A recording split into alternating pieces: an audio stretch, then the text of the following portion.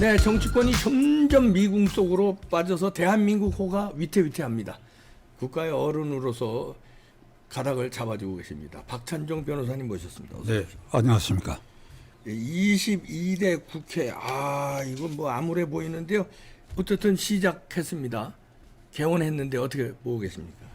어제가 이제 5월 30일이 22대 국회 임기가 시작되는 날입니다. 네.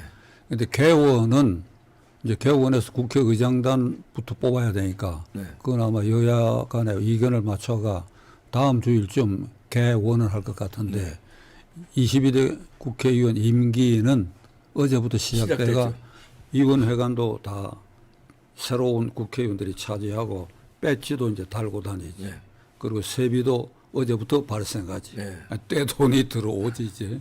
그런데 민주당의 이재명 대표와 강경파가 주도하게 됐다. 22대 국회도. 민주당 의석이 175석이야.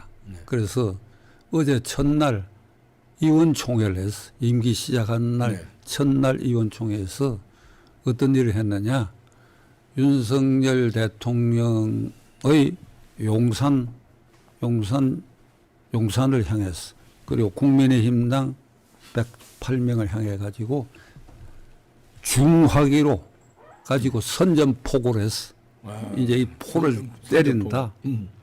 그래서 정당 민주주의, 이회 민주주의를 완전히 말살해버리고 선전포고를 했는데 첫째로 최상병 사건의 지난 5월 28일 네. 21대 마지막 본회의에서 제2결에 부결이 돼버렸어요.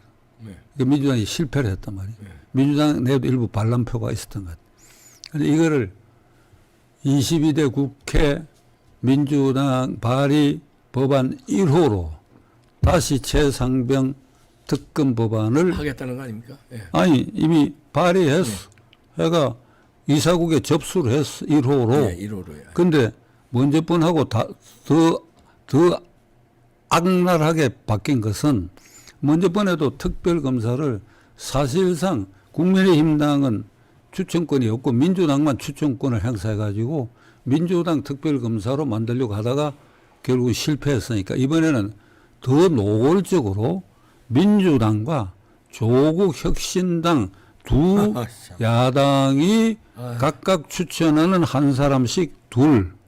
그중에 대통령이 선택하라. 아주 이렇게 노골적으로 네. 이 법안을 이렇게 제안을 했다.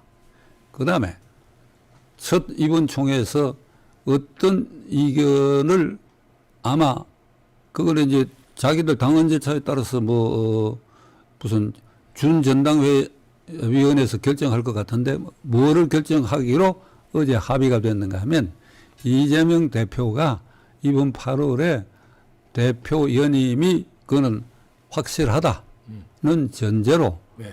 대표 임기가 2년입니다. 예. 2년. 그러면 2026년 8월에 임기가 만료되는데 당헌상 2027년 3월 9일에 있을 대통령 선거에 당 대표나 누가 나가려면 1년 전에 그러니까 2026년 3월 9일에 당직을 내놔야 돼. 네. 사퇴를 해야 되는데 그러면 이재명은 3월 9일 2026년 8월까지니까 3월 9일에 사퇴를 해야 되는데 그걸 그 당헌을 개정해서 없애버리겠다. 당대표 자격으로 고하겠다. 그건 왜 그러냐면 그 6월 달에 지방총선거가 있으니까 그 공천권까지 확실히 행사해가지고 대통령 선거의 진지를 이제 공고히 하겠다. 그 다음에 또 하나 놀라운 것은 당의 국회의장 후보 그리고 원내대표 후보를 선출함에 있어서는 당원 20%의 이견을 그러니까 국회의원 80% 당원 20%로 국회의장 후보와 원내대표 후보를 결정하겠다. 지난번 국회의장이 원식 이원으로 난데없이 되어버렸거든. 그 이제 불만이죠. 이제 그러니까 당원 20% 이견을 가산하게 되면 5원씩이 안 돼요. 안 되죠. 예. 그 추미애가 되니까 그러니까 그 전례에 비추어가지고 대한민국 정부 수립 이후의 야당 사상 이런 없던 정당 1인 독재 체제. 그러니까 앞에 말한 것은 국회에서 부결된 것을 다시 제안하면서 더 악랄하게 만들고 정당 민주화 규정도 이게 완전히 말살하는 이런 완전히 일당 지배 그리고 속내는 1인의 일당 지배 1인의 국회 장악. 그거죠. 예. 이게 말이 되는 소리냐 이게. 자 이렇게 되면 이제 어찌 되느냐. 22대 국회 처음부터 이게 전쟁판이 되어버렸다. 총성만 없이 전쟁이지. 네. 이게 막 쏘아대는데 이쪽은 의석이 모자라니까 계속 밀린다 이 말이야. 그럼 어찌 되느냐. 국제적으로 대한민국은 정치가 불안하다. 불안하면 어찌 되느냐. 투자자들이 빠져나간다. 정권 시장도 혼란에 빠진다. 대한민국이 무역으로 먹고 사는 나라 아니에요. 네. G7 국가에 등극했는데 이걸 스스로 흙바닥으로 이게 짓누르고 있다. 이 강경파와 이재명 조국의 눈에는 오로지 복수전이야. 개인으로는 복수전밖에 없어. 복수전밖에 왜? 조국 쪽은 이제 한동훈 특검 법안도 발의하겠다는 거 아닙니까? 이게 무슨 소리인가 했더니 한동훈이가 검사하고 법무장관 하면서 자기들을 말하자면 없는 사실을 조작했다 이거. 네 놈도 조작한 게 있을 거 아니냐. 그래 특검하겠다는 거예요. 이게 참 상식과 도의에도 어긋날 뿐 아니라 이런 선전포고의 이런 국회 때문에 민생은 뒷전이다. 그리고 25만 원 나누어주는 거 그것도 국민의 절반은 그걸 찬성하고 있대. 여론조사에.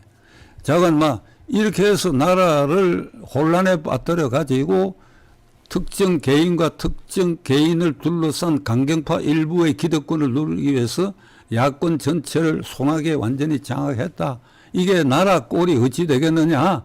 진심으로 나라를 걱정하는 사람들 입장에서 보면 소름이 끼칠 일이다 이거야. 이게 그러면은 이렇게 되면 말이지. 대항을 할 주체는 누굽니까 도대체? 그걸 그러니까 그냥 막아야 될 거 아니에요.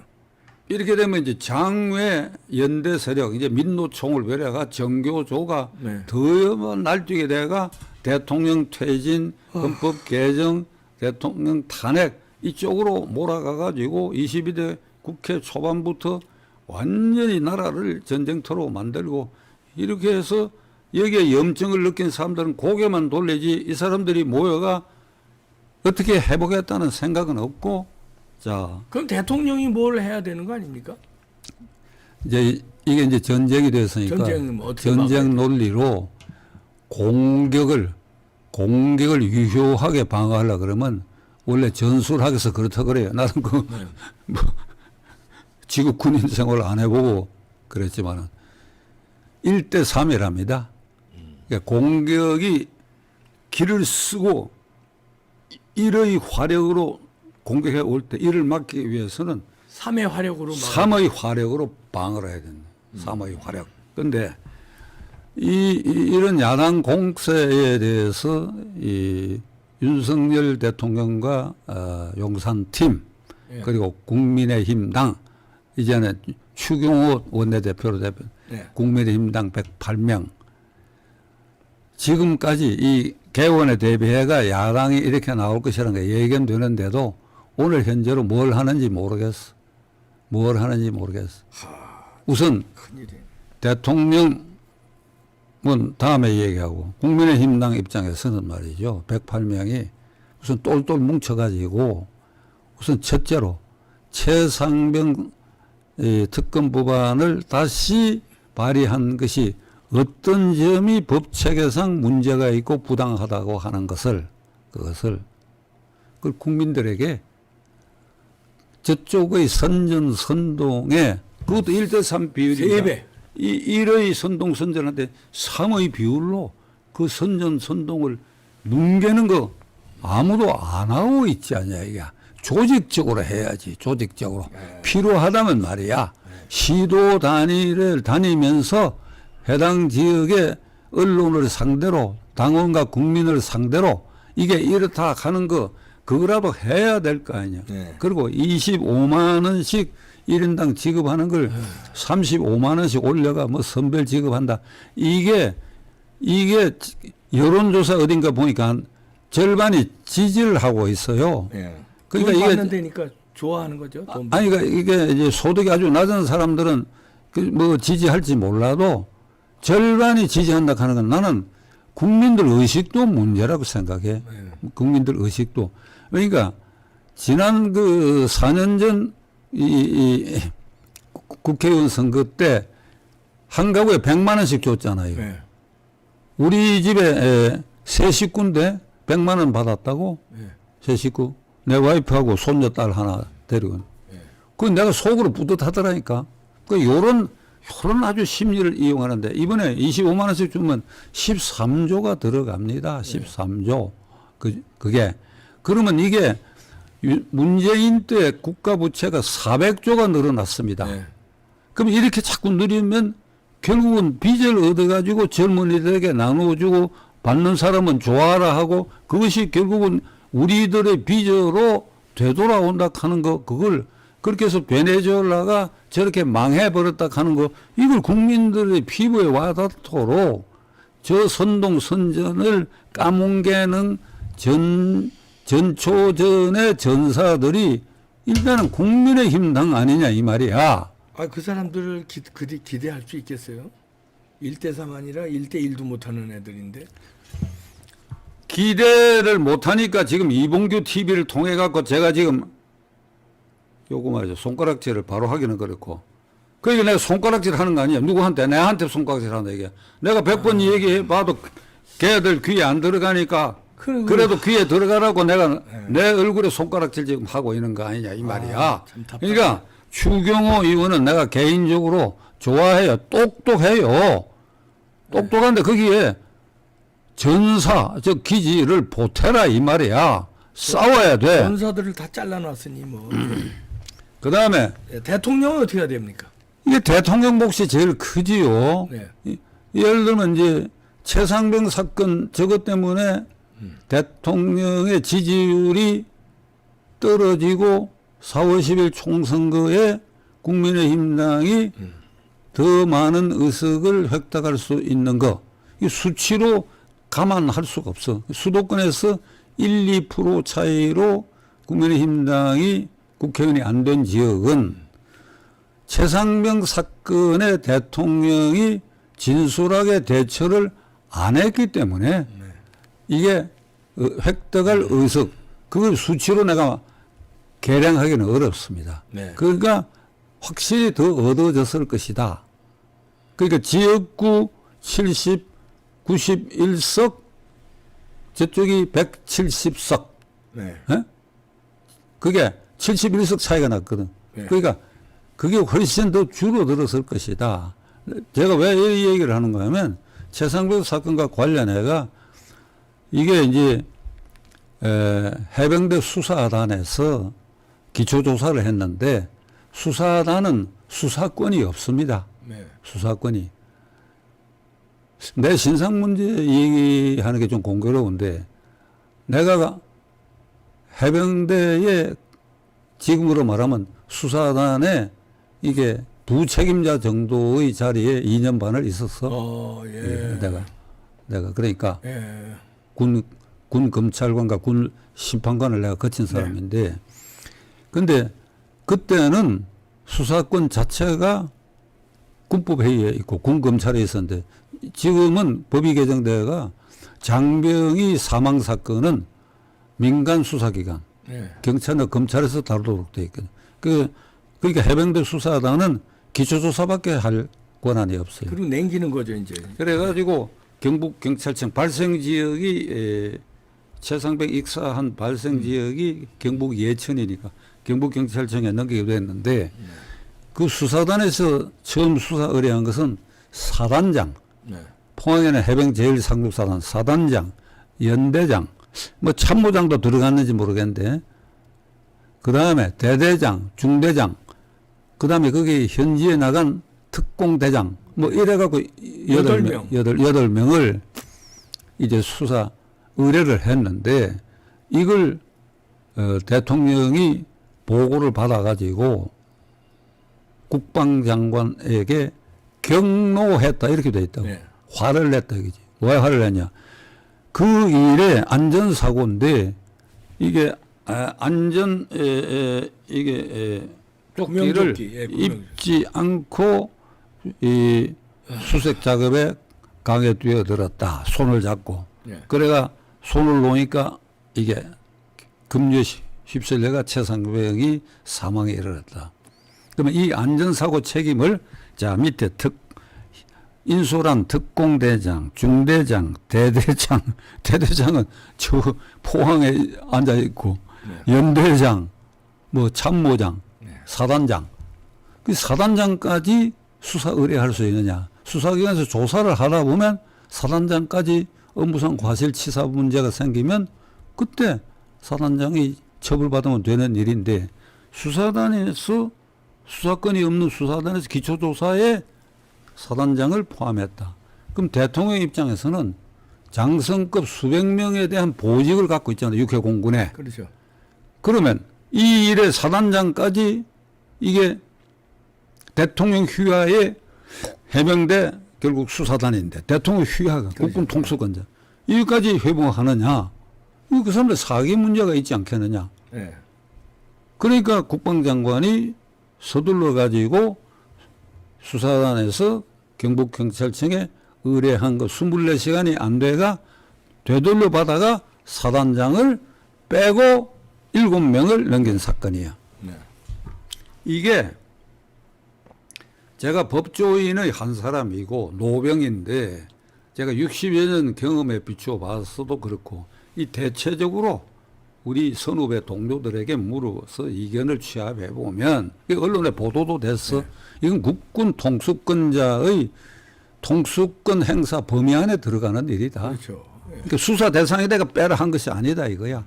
의뢰하는데 사단장까지 너무 안 물론 소수 의견도 있어요. 있는데 이제 이런 사건이란 말이고. 네. 그러니까 이게 꼬리를 물어가지고 결국은 당시 국방장관이 탄핵에 몰리니까 스스로 사임하고 호주 대사로 임명돼가 다시 귀국해서 호주 대사 자리가 이제 취소되고 하는 이 과정이 전부 최상병의 사건에 사단장까지 이게 수사 의뢰가 되느냐 안 되느냐 여기서 파생한 것이다. 그럼 이 몇 번 고리에 대통령이 계속 침묵을 했다. 네. 대통령이 나서야 된다. 지금도 나서야 된다. 28일 날 국회에서 아니 국회의원들이 이거 제2결에 부결을 했다 이게. 그 말은 뭔가 대통령 편을 들은 것이고 그렇죠. 이걸 지금 제가 말씀드린 대로 이렇게 얘기를 하면 적어도 국민들 가운데 지난번에 윤석열 후보를 지지했던 국민들은 그래 그러면 그렇지 대통령 통수권의 대상 범위에 들어가는 일이다. 그리고 그걸 무리하게 사단장까지 끼워 넣는 건 그건 잘못된 일 같다. 이거 다 국민들이 납득하는 거예요. 예. 국민들이 어찌 생각할지 답이 나와 있다고. 그런데 왜 자꾸 뒤에 숨느냐. 그게 28일 국회에서 제2결이 부결됐으면 네. 그날 아니면 29일 29일 아니면 30일 오늘 어제 예. 아니면 오늘 금요일 지금은 대통령이 기자회견장에 나와가 요 경위를 바로 설명을 해도 그러니까 어제 또 1호로 발의를 한 마당이니까 대통령이 당당하게 나서가지고 소상하게 그 경위를 설명하면 아이고 그 다시 이게 이결돼가 제 대통령이 다시 거부권 행사해도 국민이 양해할 국민의 숫자가 많다. 이 남는 장사인데 장사를 안 하려고 그러시네. 수세에 몰리시려고 그러네. 이거 무조건 이기는 장사인데. 오늘 결론을 이렇게 내리겠습니다. 결론 내려. 지금 보면 주요 현안에 대해서 지금까지 여러 가지 이제 최상병 사건도 그렇고 25만 원 사건을 벌여가 노란봉투법 뭐 양곡관리법 이런 것들 있지 않습니까? 네. 그러면 그것이 다 부당하고 위헌적인 사안들인데 이것을 국민들이 머리에 쏙쏙 들어오도록 이걸 해명하고 진솔하게 설명하고 그래하여 저쪽의 허위 선동 선전을 1대3의 비율로 광폭적으로 이것을 뒤엎는 노력을 대통령 그리고 용산 참모 국민의힘당 원내대표와 의원들 이게 풀어져 있어. 풀어져. 이렇게 되면 폐잔병 되는 거야. 폐잔병. 그러게요. 폐잔병 되지. 폐잔병 되면 어찌 되느냐. 그 혼란을 극치에 다루고 그 다음에 어쩌냐. 비극적 일이 생긴다. 이게 오늘 결론을 합시다. 네, 알겠습니다. 박찬종 변호사님이셨습니다. 감사합니다. 수고하셨습니다.